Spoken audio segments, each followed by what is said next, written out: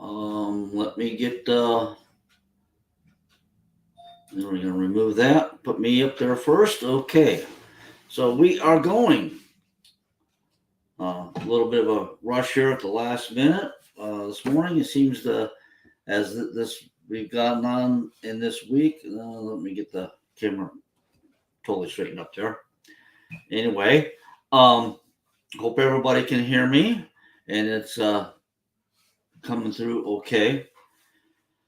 I don't have much in the way of pictures to show folks today. I don't know if I can add it while I'm actually talking. I can go to my slides and let's add this one in. Yeah, okay. We'll come back to that.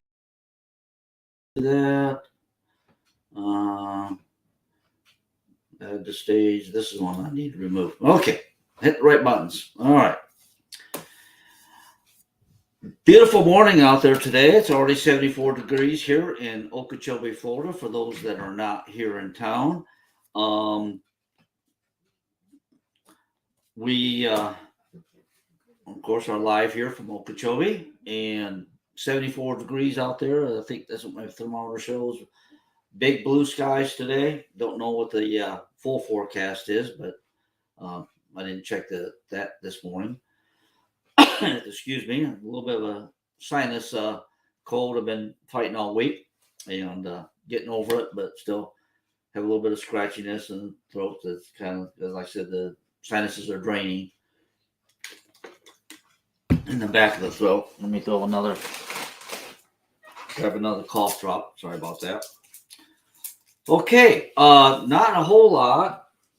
Just as a reminder, the gate system to get in has changed, and you'll need to get new cards. There is a video, and I guess I can pull that up and let's pull up the video file and make sure I get the right one. And we'll put this up and going and remind people. And from your seasonal residence, you come up to the reader. If you haven't got your cards yet, touch the directory, the top button, and then touch the spot to enter your name, and you can hit the first few letters of your name. Last name. As soon as you see your name on the screen, touch your name. It will call you. You don't have to say anything. Answer the call. Touch the number 9 on your screen, and it will open the gate. That's how you access the system if you're a northerner or seasonal and haven't been to the gate yet.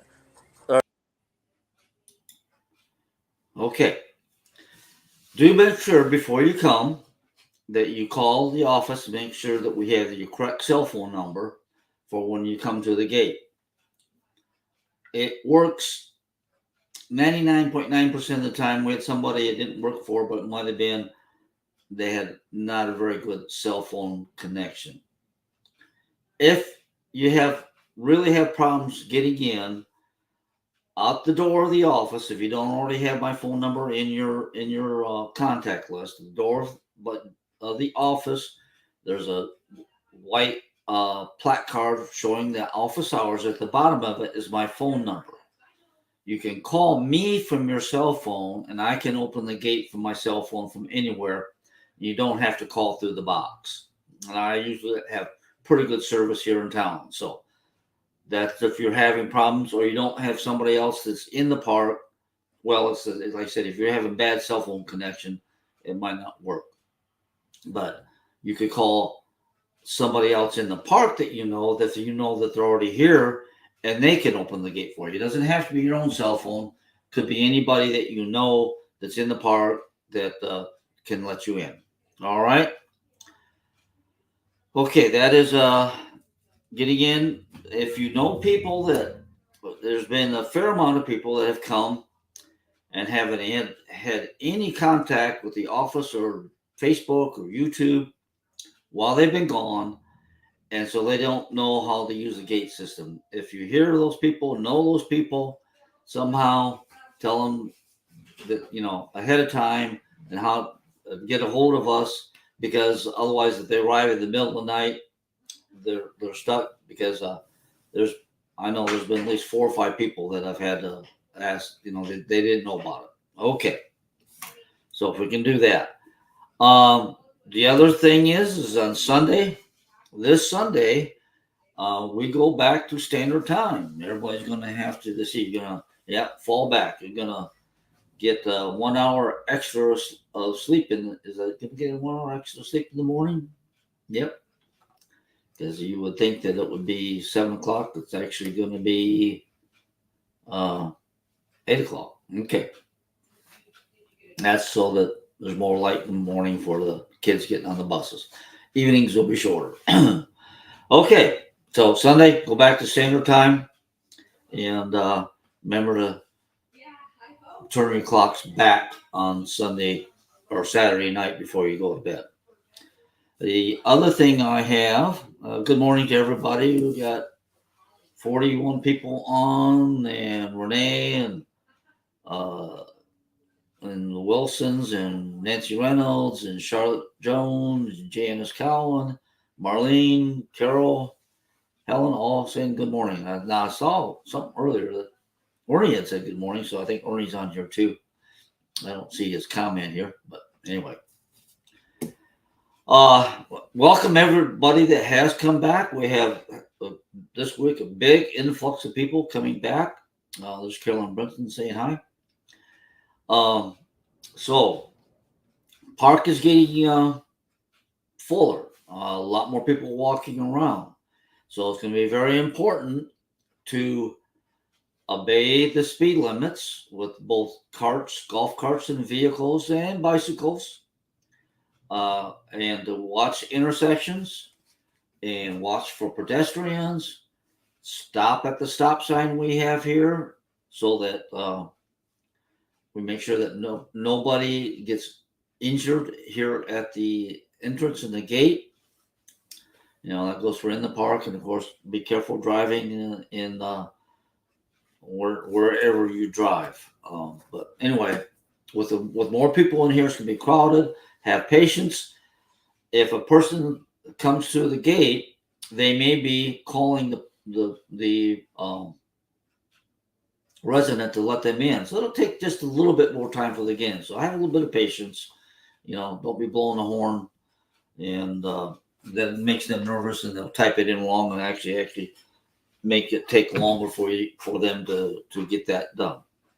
Quite a few more people saying good morning. Yeah, let's see. There's Ernie again, Carolyn, Judith, I think we always call her Judy. Anyway, Cheryl Peebler, Brian Ticknomore, Ronald Gross, how to pronounce it. I'm terrible at spelling and pronouncing other people's last names. That's lucky my own name is Smith. Real easy to spell and remember how to say. Okay, we have been and are continuing to finish up the work on the sewer tank that needed repaired. This week, actually next week, we are running the air compressor to sandblast it now and be able to get it painted. And maybe by next week, we'll have that tank back in service, and have our source septic, whatever you want to call our system back there, our wastewater treatment plant running back at full steam. Alrighty. Good morning, Irene. Okay. Funny images. Good morning, funny morning images. Okay. All right. Not sure what that's referring to, but if you're referring to last week's, there's Judy Bennett's on here this morning. Boy, everybody's climbing in. Oh, very good.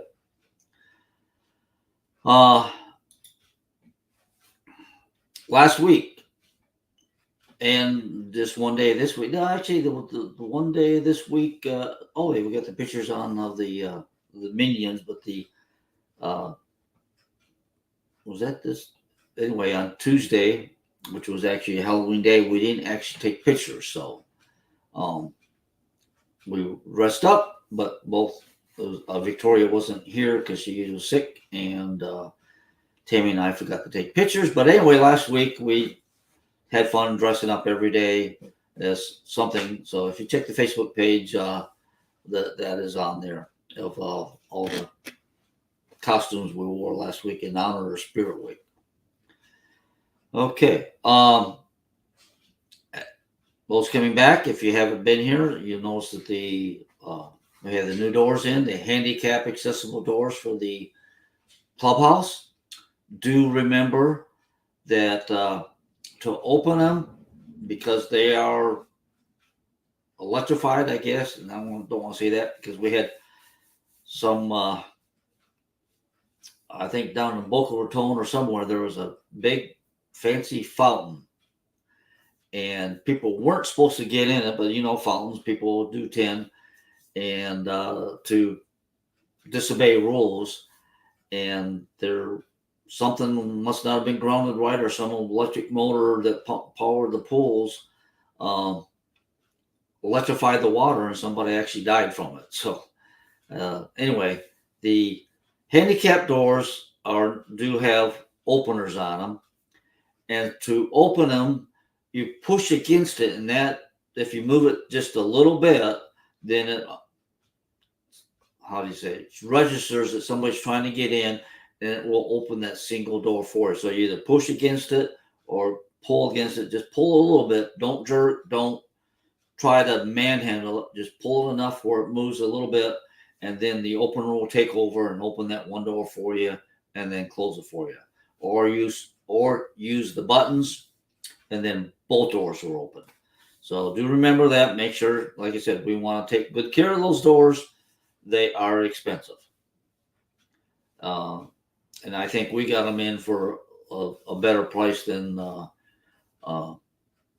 in some other companies getting doors put in, because like I said, I know it was almost 20 years ago for our church. We were going to check into just one set of doors at that time, and 20 years ago, not quite 20 years ago, excuse me, 2008, 2009, we're talking 13, 14 years ago. And at that time, it was $20,000 for one door to be handicap accessible. So we got off good. All right. We are also gonna, it's something you might not have noticed unless you had a boat going in on the marina, but we're gonna have to take care of some erosion repair on the original seawall when they put the wall in. We got to get that repaired up there. So that's one project that we're still on. So the sewer tank, that one erosion project, and that's kind of the end of the projects for this year. And that. So anyway, with that being said, don't see any questions here. Good morning to everybody that's got on. Go ahead and hitting the like and whatever button on there does help. What they say the algorithm to put this out to anybody who's associated with Ancient Oaks who has commented back and forth. And let me see what this question is. Please let me know when you get my home connected to Bluestream. You have to call the Bluestream number. Let me find that number here. I'll put that up on the screen. That is the number. You call 863-216-2505. Call. Actually, when you know the date for sure that you will be in your house, call them and set up the appointment. That way you will have the least amount of time without TV if you have not had it installed before. If when you go into save time, we've had a few people call and they were told that there'd be an installation charge. Somebody at Bluestream doesn't get the memo, don't realize you're in the Ancient Oaks. tell them that you're not supposed to. But don't, if they say, well, we can't install if we don't pay the installation charge, go ahead and get it installed. Bring your first bill up to me, and we will copy it and send it to the contact at Bluestream, and they will take that back off of there. So don't let it hold you up. They're saying that you have to pay $69 for the install. There is no, if you have not had the Bluestream connected before, there is no charge for the first install. Make sure you also know what services you're going to want with the Bluestream, because if you don't get the, let's say you don't get the internet or the phone, well, the phone's pretty much for people just here full time. Most of the seasonal people aren't going to get the phone. If you're going to get the internet, make sure you get that with that install, because otherwise the install comes to add the internet, they will charge for that second install. All right.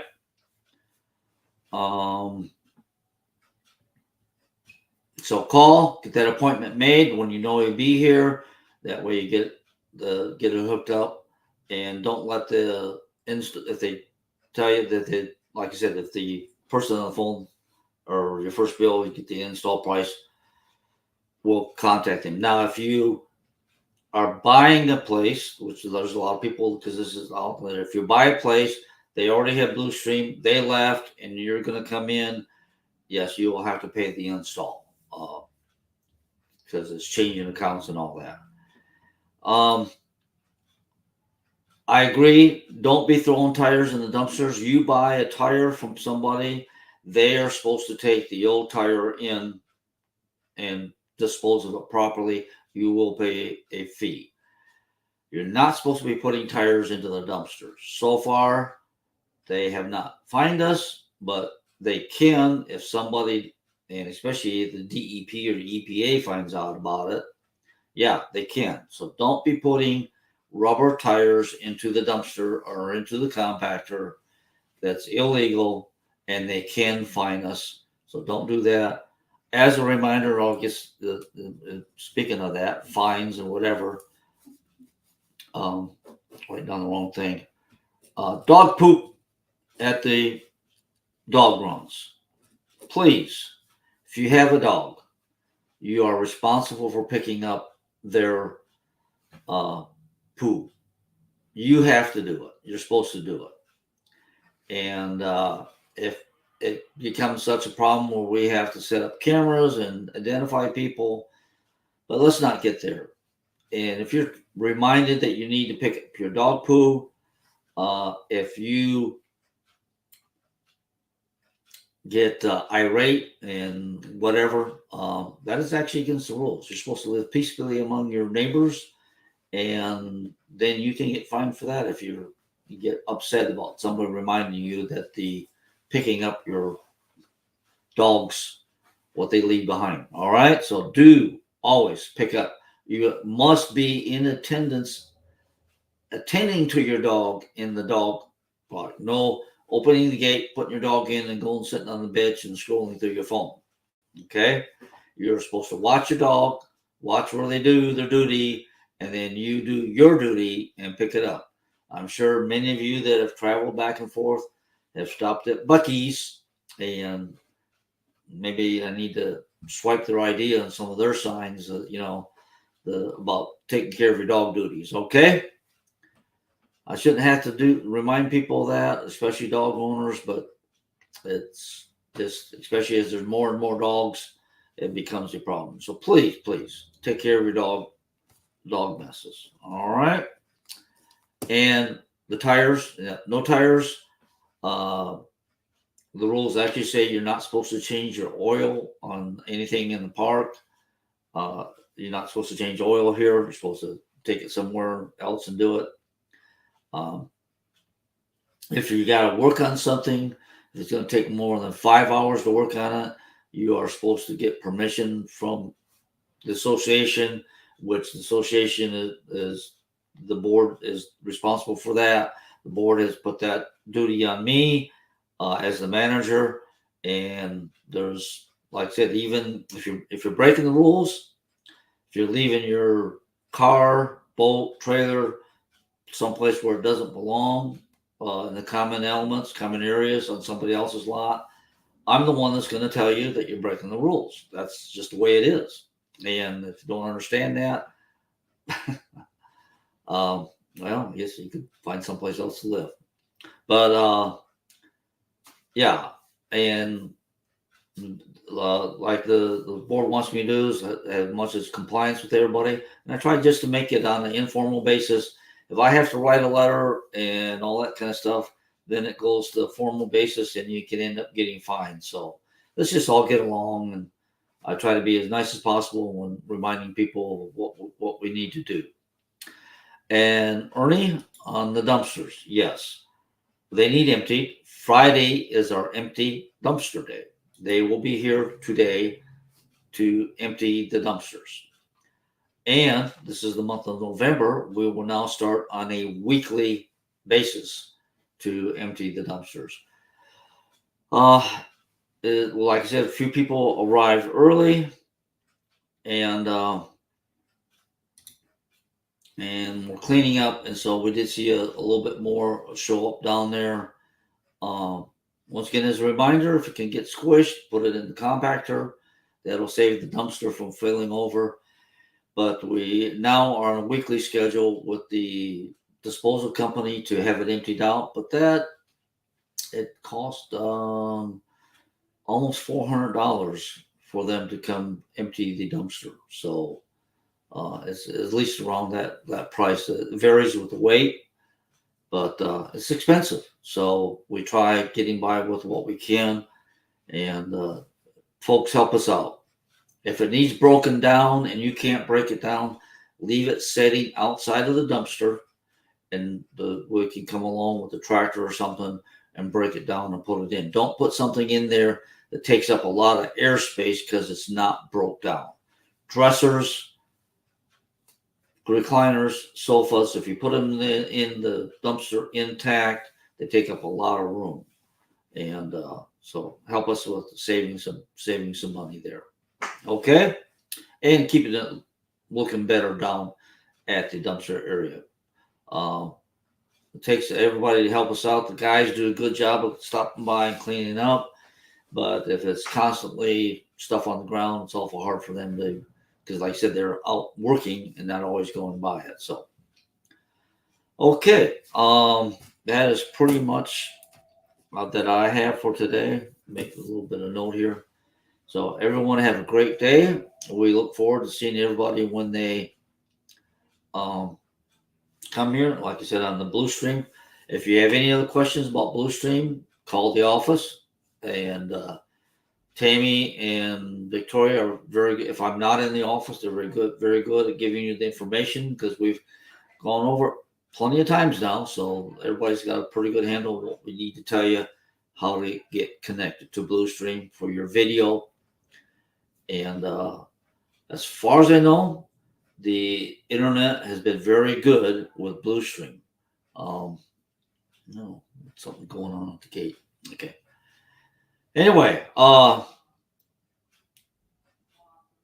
guess that ends it for today. I don't see any other questions.